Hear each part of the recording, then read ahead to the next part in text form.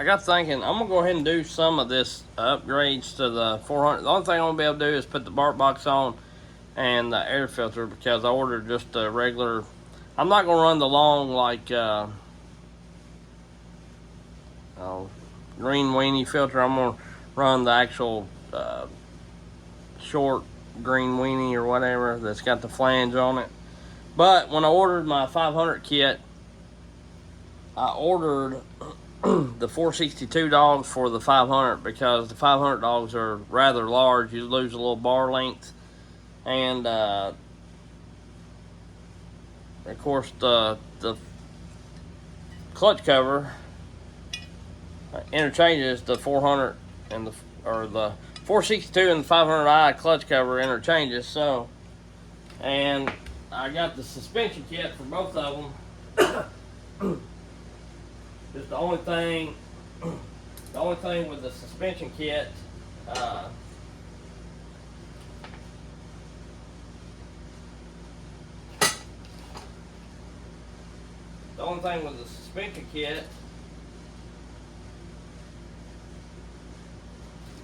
difference in the 500i and the 462 is the 462 already has the spring.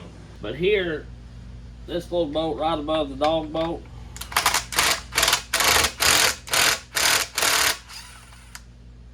it holds that piece on. It's coarse threaded. It holds the handlebar piece on, rather.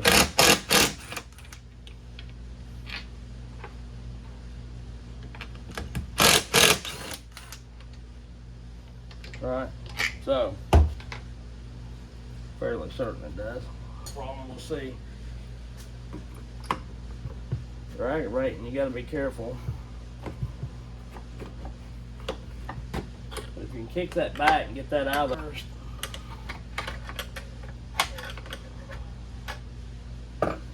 That word will come down like that, and that's pretty much how you do that. On a lot of my other saws, I was running the rubber piece.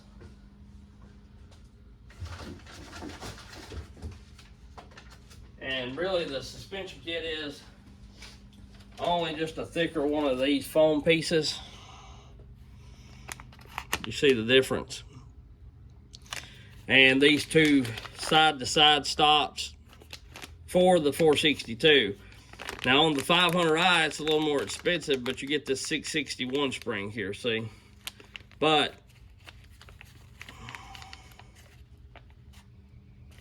on the 462, it's already got a thick spring. So the reason why that I'm not going to use the rubber ones anymore is because the rubber ones, to me, don't cone back as much like this does. And it feels like it's got a little play this way, and then I always have to cut shims. And honestly, these foam pieces here are just about as firm as the rubber ones are. And plus, another thing is, unless you just like the way the old school, I know a couple guys that do just love the way the old school steel is cut, or the way they're set up, the firmness of them. You don't want to get a saw too stiff, or then you're going to be like you're cutting with the old McCulloch or Homelite. The way I took this handlebar off, that pretty well subsides for every model of steel. You can do that, and that pretty much breaks it down in two pieces. And before I get that piece put back on, and I still have the saw somewhat loose, I'll try to put these buffers in, and it's all the same for the 500 and the 462. You'd say the only thing different is the spring that you get. So sometimes I like to put a little oil on these to help them glide in, spit on them or something, because they can be a bit of a pain in the rear, right? I can't remember exactly how I get these out. From TSE, they're cheap. But here's my hand, and here's how big they are, and they make it real handy for doing this kind of work. I'm just going to come in here and grab this thing, roll it out. And the way you take that handle off, you know I'm not the fastest at it. Some people have a little trouble with it, but I've took several of these saws apart like that, you know what I mean, like this. I have. I like doing this this side first because it's harder to get to. This one's easier to get to and fumble around with.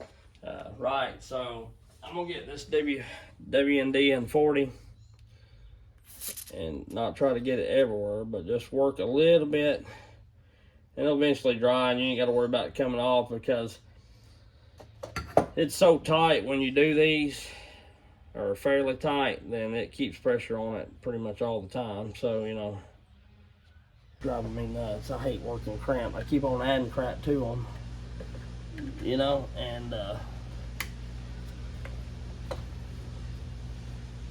these I'm not as careful with because really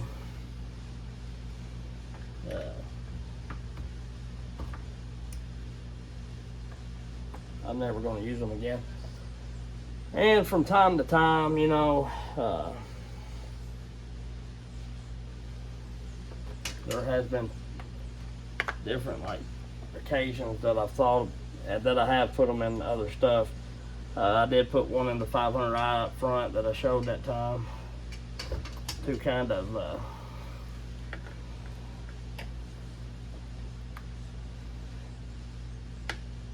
there we go. Now get that thing started in the hole and get it worked back here flat, kind of like this. Okay, see, that's what you got to do. Get that took out like that. And now I've got it setting just like so in the hole. And what I'll do,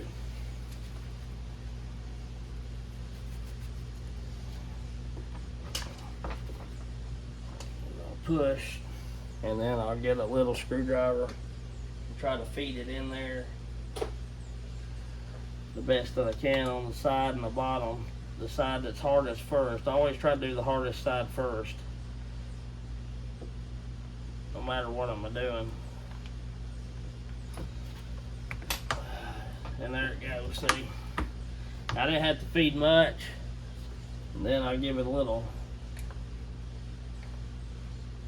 spin to make sure I got it right. So, okay, there we go on that one. Now this one is going to be a little bit of the bear for sure. I didn't, so here we are.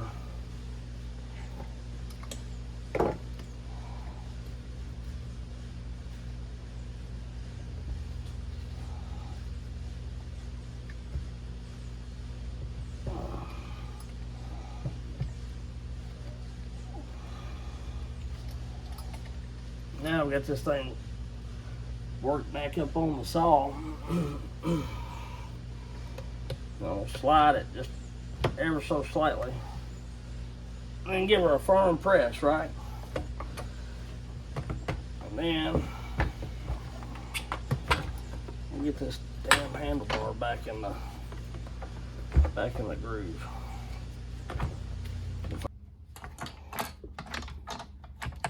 Sometimes on the 500i it just popped right in for me.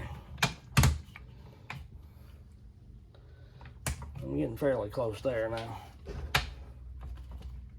Take this and we'll roll it just enough to get that.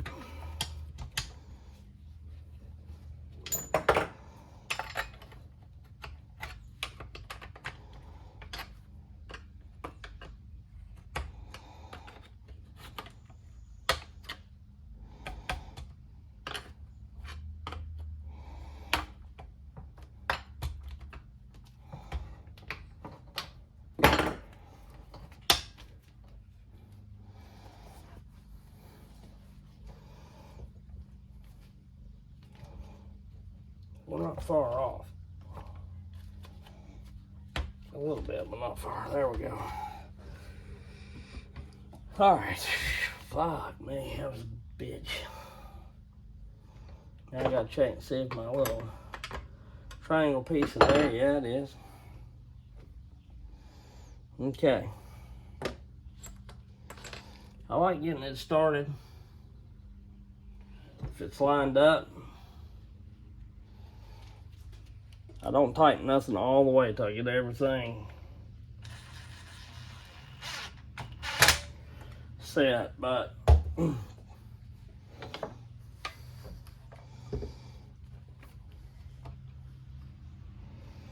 then we'll check this to make sure my holes are lined up, because I'm always afraid that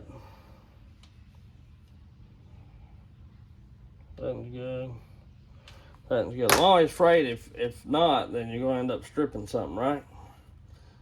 And the last thing I want to do is strip something on a brand new saw.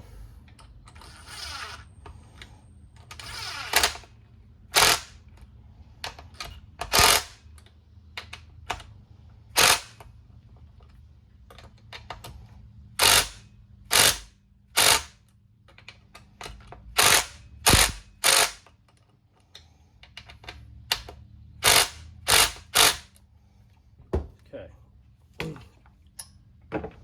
Now, come over here and I'll tighten this one up.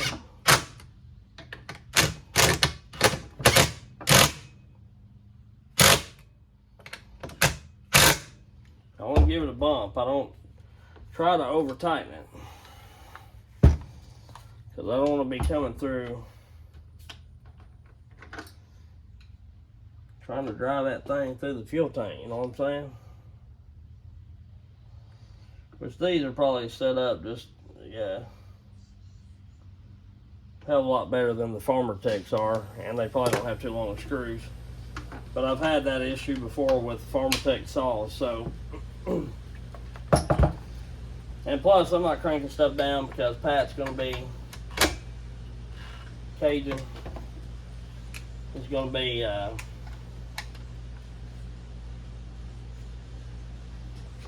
doing his thing with it before long, right?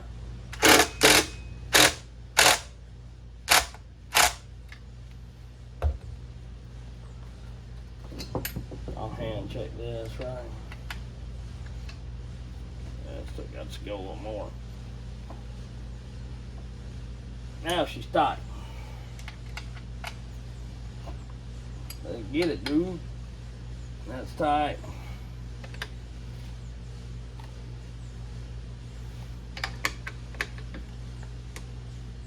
Kind of like the hand tighten things. It's fairly tight. Alright, so that's tight. So let's get your suspension kit in. And that pretty much does it. Like, that's pretty much it for the 509. I'm going to put the spring up before I lose it, because that's the main thing. And then, like I say, I'll get the foam piece and the 2 bumper pads out of the 462 when it comes and do it. That way I've got all this done, and really all I got to do,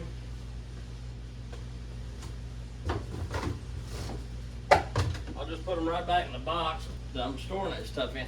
Really all I got to do is slap that on. So I hope y'all can see most of that or get the gist of it anyhow. I'm going to take this, and I don't know what it is with the factory one, but oh well. So now I'm going to do the dogs.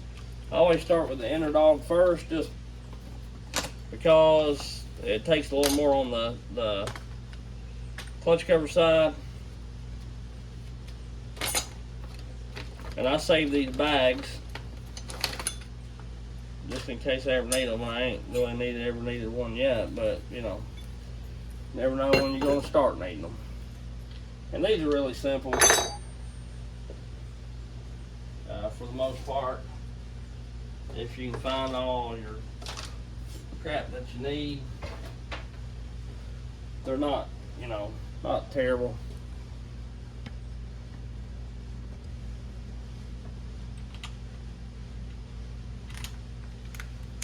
Make sure you're in the right gear.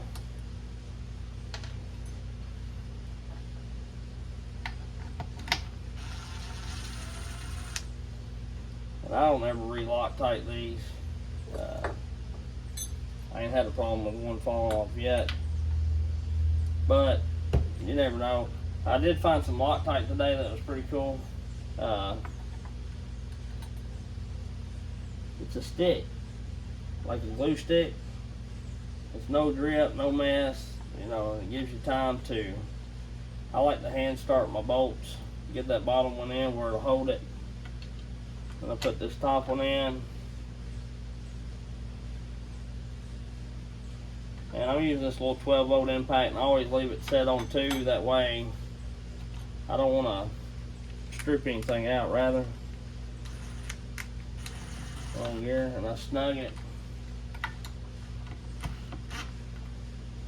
Then I'll snug this one.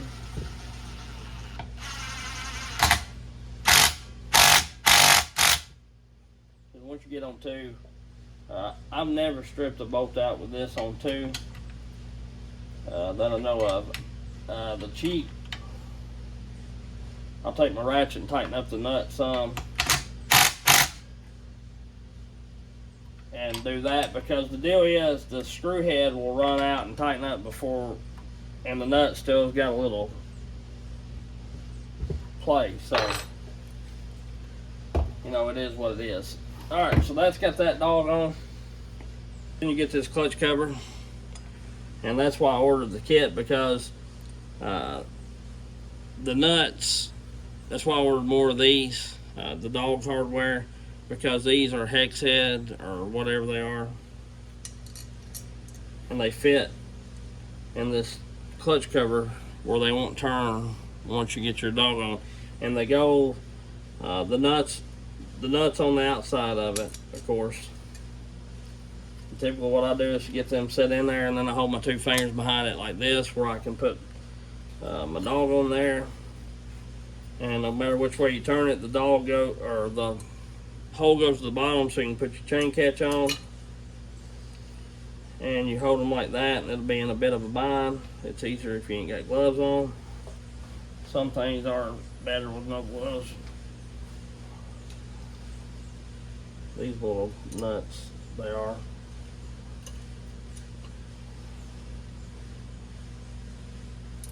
So it's about this loose, but you can see that's not letting them come out. And then we'll get the old chain catch ready. Chain. I like the steel chain catches better than I like the hose former ones. The hose former ones seem to strip out a bit. Those, I've got a little socket that I had set up for just this. It is a 1/4 inch. I'll take and set it over it. And I don't know if y'all can see that. Barely.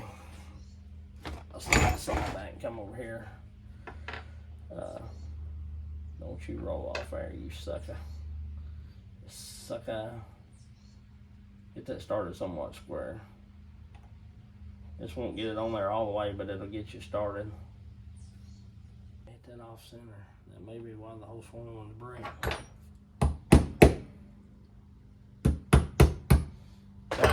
Now I got it running. Oh no, it's good. Then you end up with something like that, which you can go on down a little further, and eventually this socket bottoms out because it's short, but it's done started by then. But I don't get it on there all the way, that way I can slide this back out and get on this. And I think the 8 will fit it. Yep, so I got 2 8s in my nut there. And you hold your catch cover up just like it goes, that way you're not backwards. And this I go ahead and give the Watusi to, and then after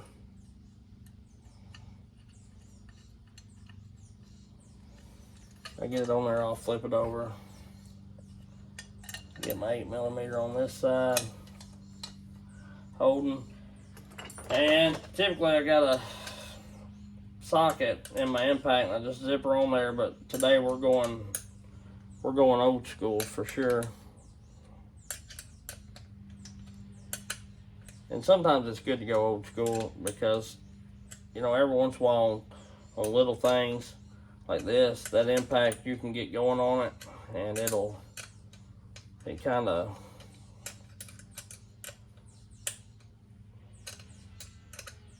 can strip some stuff out. Not typically, but on smaller things like this, it's always a potential if you don't watch what you're doing. And sometimes I do that by hand because I get, you know, I've got that little man syndrome where I want to have to tighten on everything just as tight as I can get it because I'm afraid it's going to come loose, and 90% of the time that's never even a possibility. So now that I got that like that, right, I just take my little needle nose pliers and I just work that dude down there, and or take a little wrench and do it. Do it with a pick, work one side at a time. Anything, flat screwdriver that I'm beating with. I just peg it all the way around to get her down on there. And I don't get it to go as tight as it will go.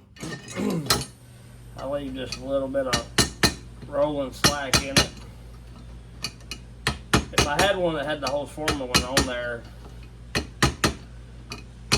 I'd show you. They're a lot smaller grabs. But the thing about it is, I've never had one come off. I've had a couple bend or break the ear off of, one ear off. And there we go. It spins just enough, but not too much. And there's that. So I'll leave that loose. And then that way I can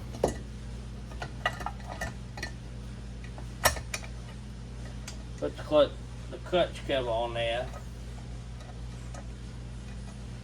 The way it goes.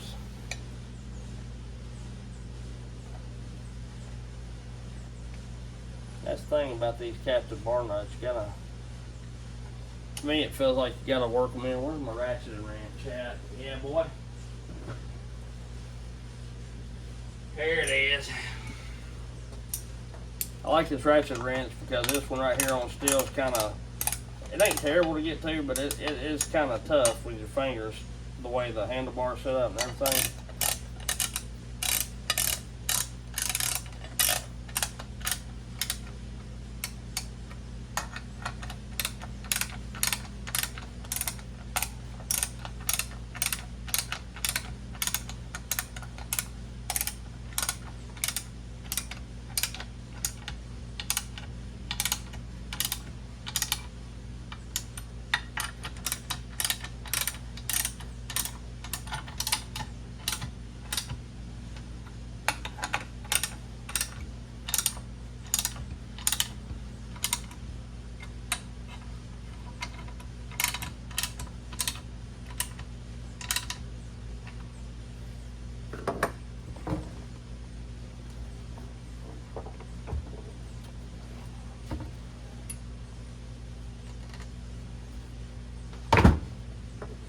I don't like the way it's setting, honestly. I think I may have this too tight. I should have put a bar on it, but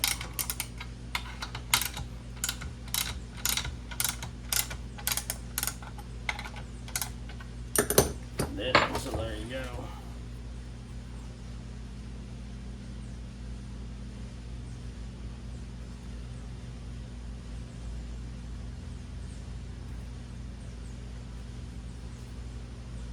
That's fitting in there tight, as loose as goose, everything's right. Now, I will tighten the dawg up. And much easier if you got a freaking socket in the impact for sure, but some silly Billy has lost his. I'm sure it's under some of the shit somewhere, but I'm not going to take the time to find it. I don't think I've ever showed all this extensive. I've had some people ask me about it. You gotta watch them damn West Coast dogs, because they'll flat take some skin off just like that one did there.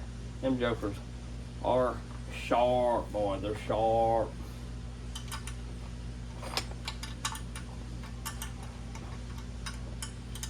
You think this further, this mother further would be?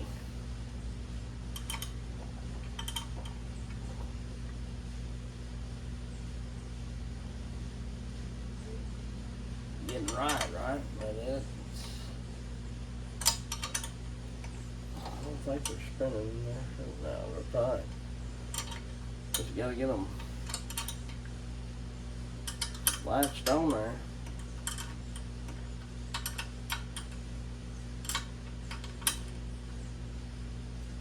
Now she's tightening up.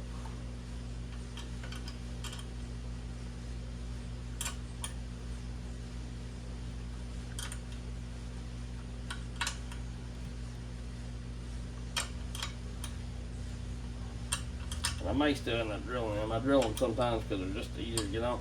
Got them pretty snug. I'm not going to tighten them up all the way yet till I'm taking this off.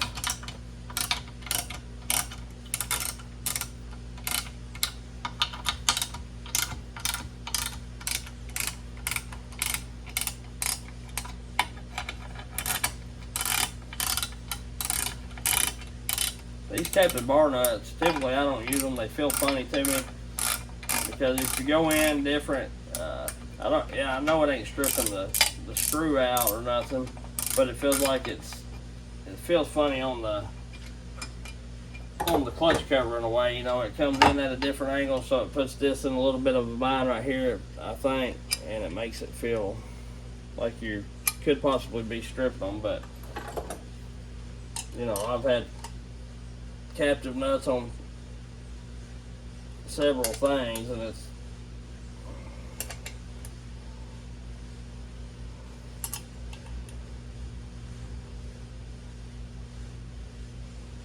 not been a problem.